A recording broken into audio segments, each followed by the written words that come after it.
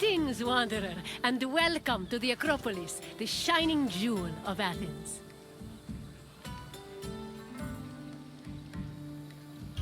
My name is Aspasia. Though I am not originally from Athens, I have climbed to the top of its social ladder using my wit and intellect. I've even earned the love of Pericles, one of the most powerful men in the city. The mind truly is a beautiful thing. Personally, I think the Acropolis is one of, if not the, greatest place in all of Greece. Though, considering it was the project of my partner, Pericles, I may be a touch biased. The Acropolis of Athens is a bastion of art and culture worthy of the gods themselves. Within this citadel, you will find many important sacred buildings, as well as some of the most magnificent art in all of Greece.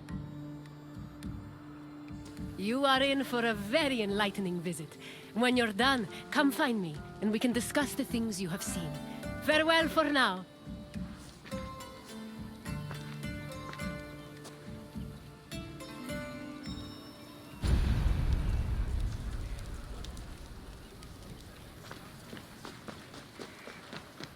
The Acropolis has gone through many changes in its long history. It began as a simple rock, was settled as early as the Neolithic period, and then became a fortress in the Mycenaean period. Stone buildings started appearing in the 7th century BCE.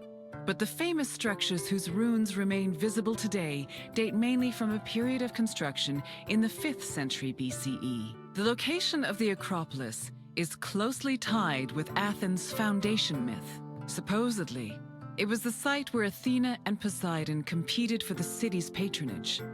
This connection gave the Acropolis a sacred aura, and it was considered the religious heart of the city.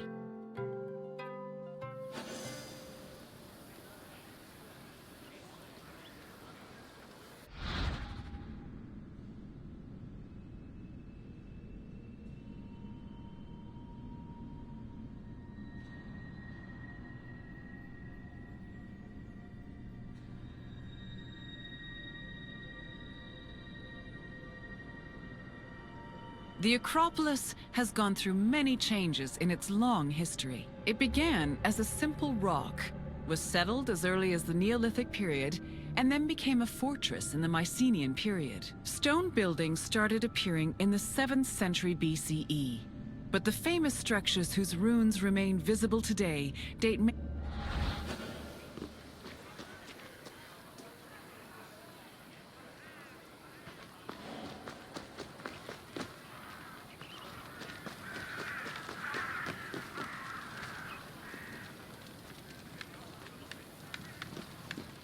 The Temple of Athena Nike was built on the remains of old fortifications from the Mycenaean era.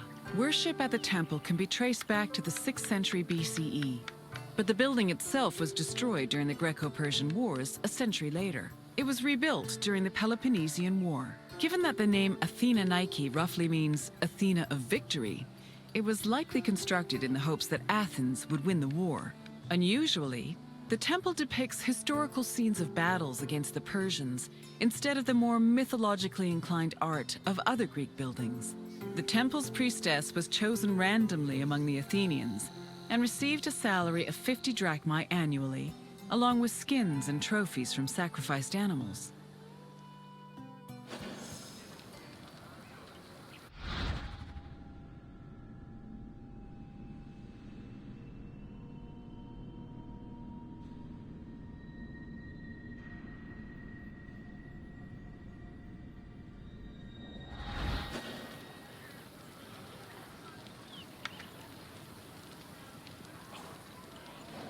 The Temple of Athena. Worship at the temple. It was rebuilt. Given that the name unusually, the temple's priestess.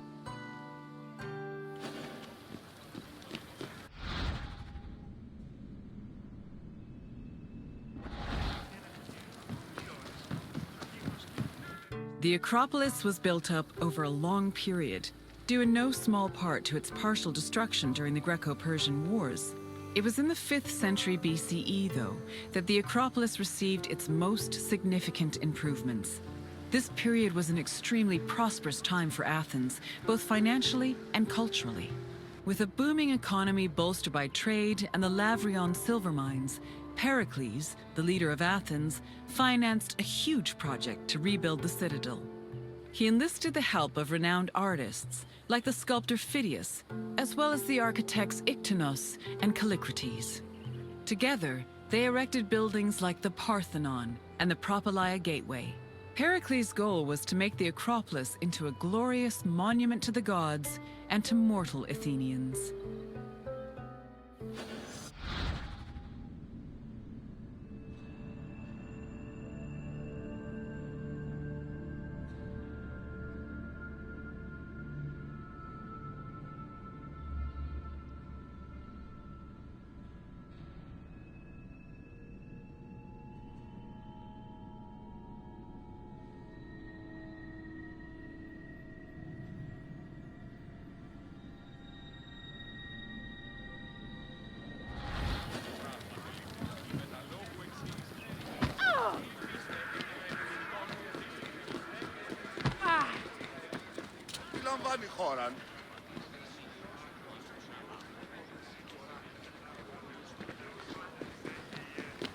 Behind the Propylaea was the giant bronze statue of Athena Promachos, or Athena who fights on the front lines. That name was reflected in the spear and shield the statue held in its hands. It was erected in the mid-5th century BCE by the artist Phidias. According to an inscription, it took 9 years to make and cost almost 500,000 drachmae. At approximately 10 meters tall, the statue was apparently so large that Pausanias claimed its helmet and spear tip could be seen from the sea near Cape Sunion, 60 kilometers away.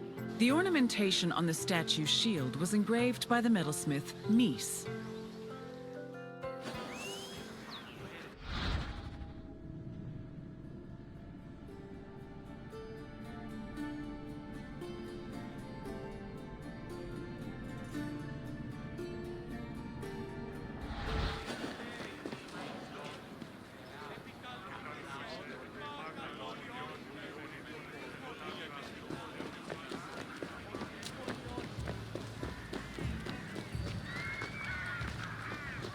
The Araphoroi were young girls between the ages of 7 and 11 who were in charge of special rites. A list of 4 girls was drafted by the Assembly of Citizens, from which the High Magistrate, the Archon Basileus, chose 2 to serve as Araphoroi for the year. The girls lived in a house on the Acropolis. They were in charge of carrying sacred objects and weaving the peplos of Athena. The peplos was a sacred robe offered to Athena during Panathenaea, a festival held in her honor.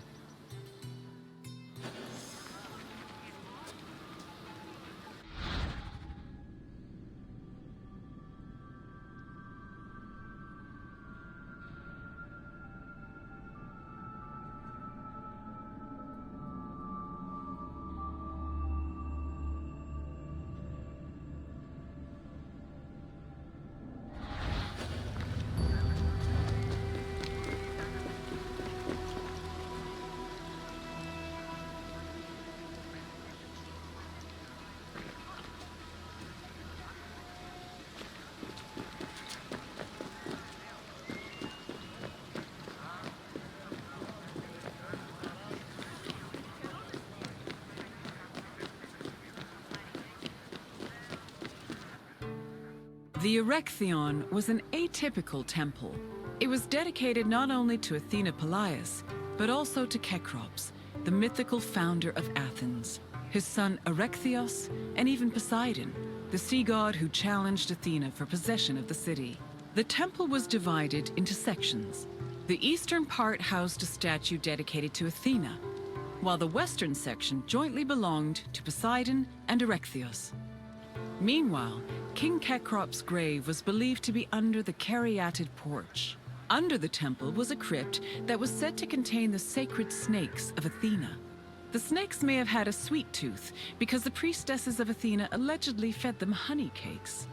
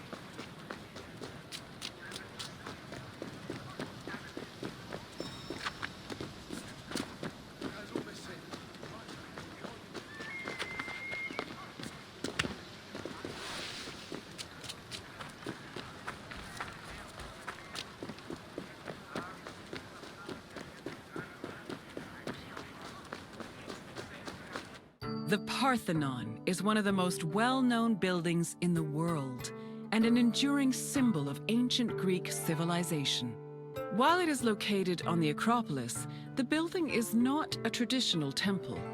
It was built by the sculptor Phidias and the architects Callicrates and Ictinus as a great monument to the glory of the city of Athens. That glory is evident in its many carvings. One of the most carved monuments in Greek architecture, the Parthenon's decorations depict several mythological scenes. These include the birth of Athena, her fight against Poseidon for the patronage of Athens, the gods' battle with the giants, and the procession of the great Panathenaea.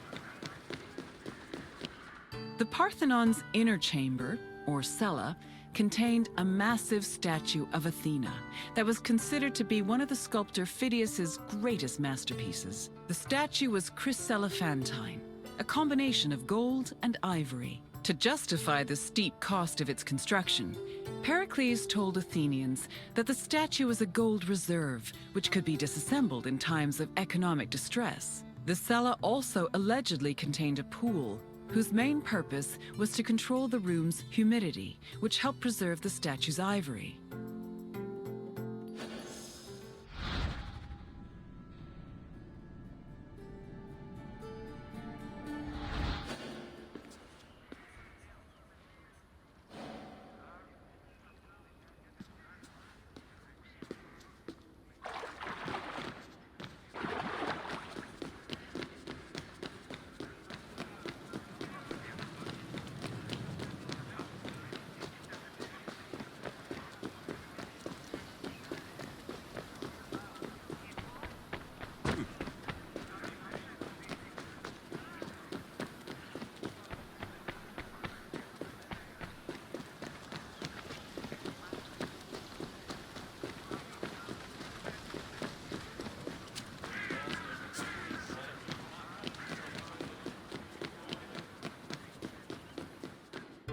Athens' treasury was located in the Parthenon, where it was believed to be protected by Athena herself.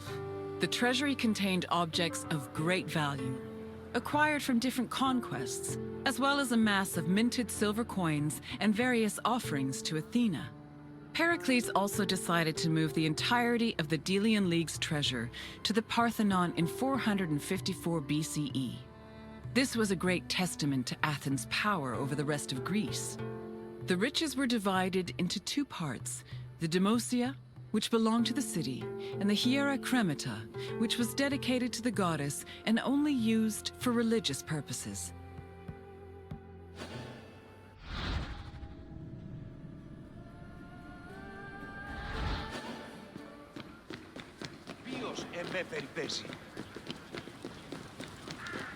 And what did you think of the Acropolis? It truly is quite something, isn't it? A sacred sanctuary and an architectural marvel, all in one.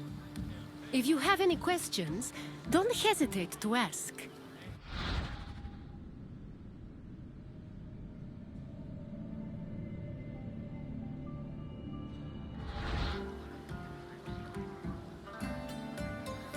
You're confident enough for a test? Very well. Let us see how much you know. Which two gods competed for Athens' patronage?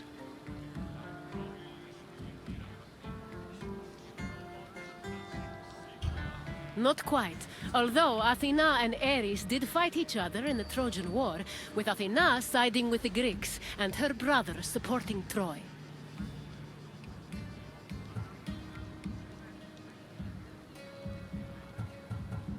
Which two gods competed for Athens' patronage? Correct.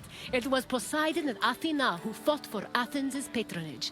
As for who won, the answer is in the city's name. On to the next question. Who sculpted the statue of Athena in the Parthenon?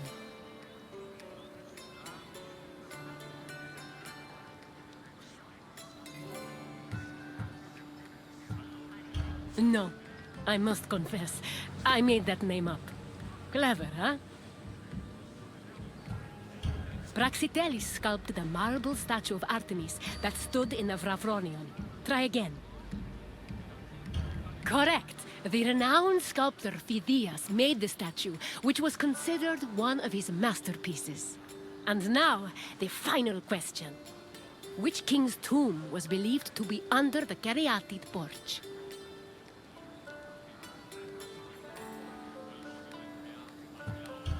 I'm afraid not. Menelaos was known for two things: marrying Helen of Troy and going to war when she left him for the beautiful Paris.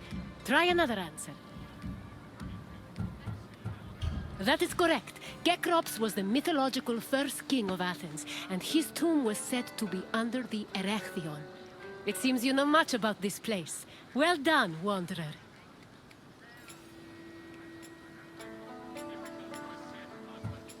Very well. On to the next tour.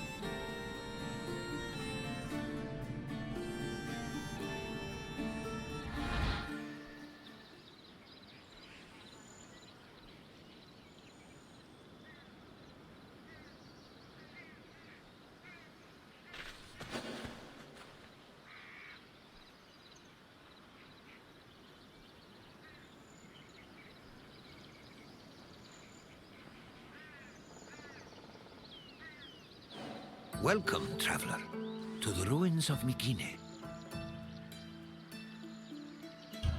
My name is Herodotus, and I am a traveler from Hyrcanassus. I retrace the cause of various events, such as wars and great calamities. I describe what I see and record what I'm told, all with the aim of providing a better understanding of why these things occur. look for me to introduce you to many sights. It is humbling to stand in the remnants of such a great civilization. Looking at these ruins, I am reminded that the past is never as far behind us as we think. These are the ruins of Mykene, center of the old Mykenian civilization. It was home to great warriors and heroes. In many ways, places like Athens and Sparta stand on the shoulders of its accomplishments. This tour will take you through its ruins and introduce you to its most important monuments, revealing its history in the process. I hope you enjoy yourself. I'll be waiting for you at the end of your visit.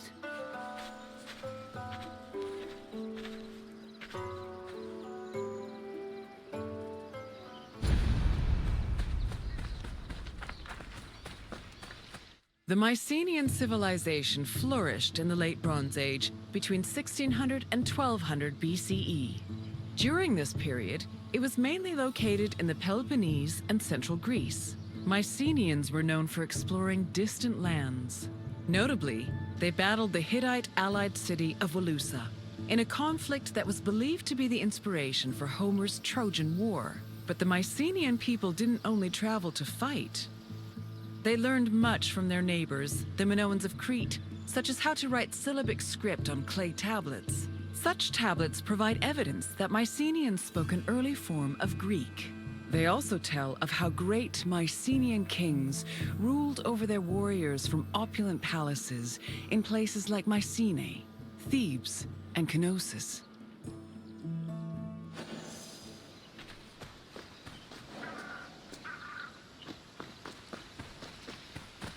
The entrance to Agamemnon's citadel, or the Lion Gate, is one of the most iconic monuments in Mycenae. It is impressive for both its height and for the intimidating rendering on its relief, which depicts two lions standing on either side of a column. Unfortunately, the lions' heads, which were presumably made of a precious metal or higher quality stone, have been lost to time. The gate was most likely meant to greet a triumphant king returning home from successful military campaigns and to awe foreign visitors.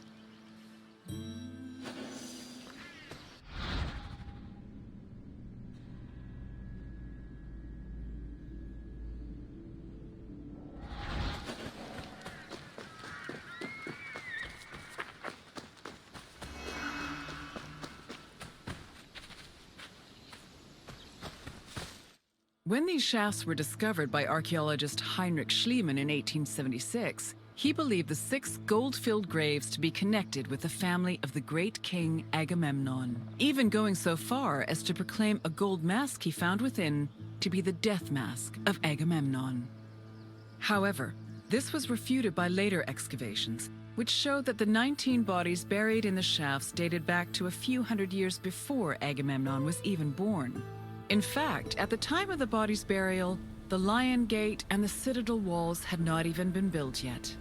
It's estimated that the people in the graves were members of the first Mycenaean dynasty. The graves later became a place of worship for Mycenaean kings, who raised walls to protect them. These walls helped preserve several incredible artifacts, including women's jewelry, death masks, and masterfully crafted weapons.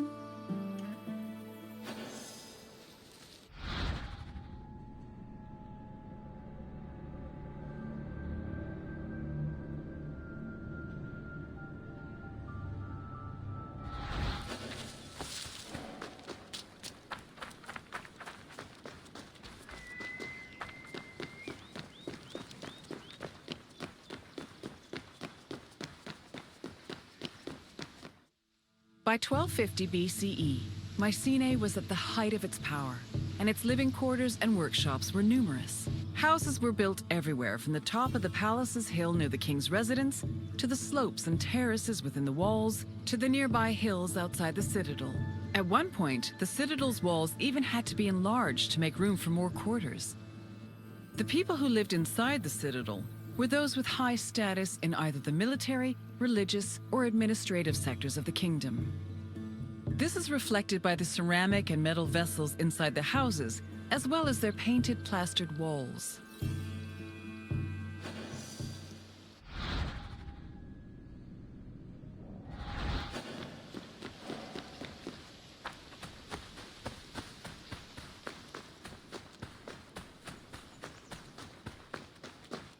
A traveler seeking an audience with the king would have first ascended a steep ramp from the Lion Gate to the Citadel's summit. Here, they would have walked into the palatial complex through a grand entrance called the Propylon.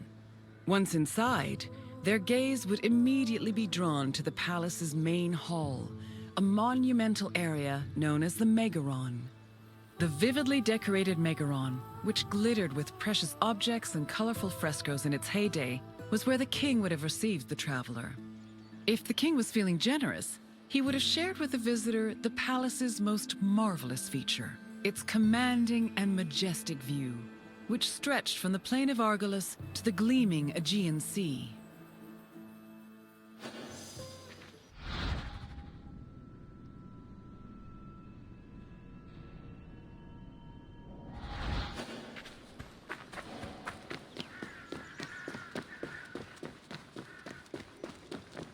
It was in this palace where a legendary Mycenaean king like Agamemnon would have held court. According to Homer and other poets, Agamemnon led the Greeks in the sack of Troy. Stories say that he was a fearsome warrior on par with Achilles, but also an overly ambitious and arrogant ruler. He sacrificed his own daughter, Iphigenia, to convince Artemis to grant his ships passage to Troy. After conquering the city, he returned to Mycenae with mounds of riches, and a Trojan named Cassandra as his concubine. Agamemnon's wife, Clytemnestra, was not pleased with her husband's sacrifice of their daughter. She plotted to murder her husband out of anger. The plot was successful, and, depending on the version of the story, Agamemnon was either murdered in his bath by Clytemnestra or killed by his cousin Aegisthus during a banquet.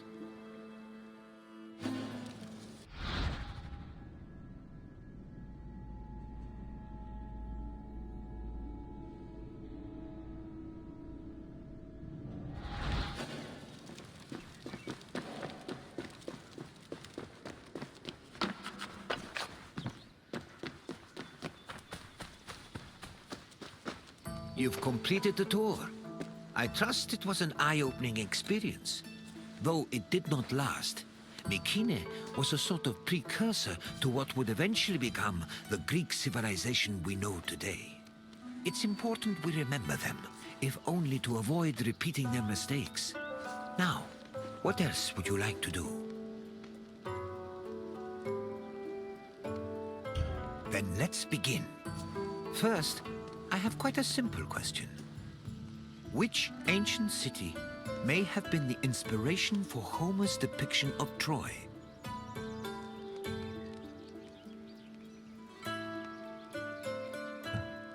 No, the Meginians who were at war with Troy in the first place. Thebes played an important role in the tragedy of Oedipus, but it was not the basis for Troy. Keep trying. Knossos was the supposed site of the legendary Minotaur, but it did not inspire Troy. Although I am certain the Trojans wished they had a Minotaur on their side during the war. Either way, try again. Yes, the Mycenaeans' conflict with the city of Wilusa allegedly inspired Homer's Trojan War.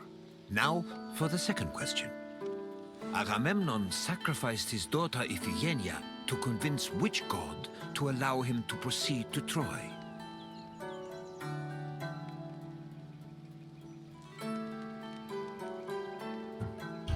Agamemnon did not sacrifice his daughter to Athena. In fact, Athena supported the war with Troy, so such a sacrifice would have been senseless. Keep trying. True, Ares was the god of war, but Agamemnon did not sacrifice his daughter to him. Try a different answer. Yes, Agamemnon sacrificed Iphigenia to reconcile with Artemis, who then allowed his ships to pass to Troy. Now, One last question. What was the name of Agamemnon's Trojan concubine?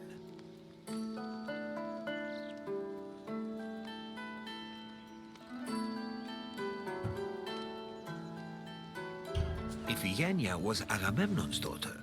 Try again. Correct. Following the sack of Troy, Agamemnon sailed home with the Trojan prophetess named Cassandra. You've studied the ruins well, traveler.